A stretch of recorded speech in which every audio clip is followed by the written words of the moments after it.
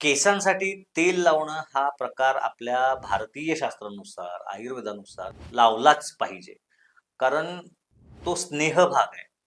केसांच्या खाली त्वचा, त्याच्या खाली कवटी आणि त्याच्या खाली मेंदू आहे. त्या तेलाचा फक्त केसांवरती इम्पॅक्ट नाहीये, त्याच्या आतल्या बुद्धीवरती पण इम्पॅक्ट येत असतो.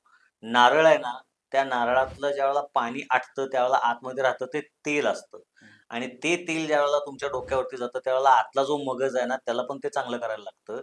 नारळाला वरती केसरं पण तशीच असतात. त्यामुळे ते तेल ज्यावेळेला तुम्ही लावता ना डोक्याला, त्यावेळेला तुमच्या डोक्यातला मेंदू पण चांगला होतो आणि डोक्यावरचे केस पण चांगले होतात.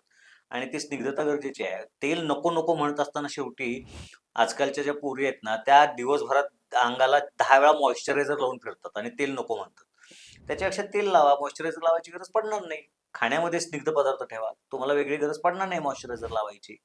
आधी कोरडं करून घ्यायचं आणि नंतर मॉइश्चरायझर लावायचा हा काही उपाय नाहीये.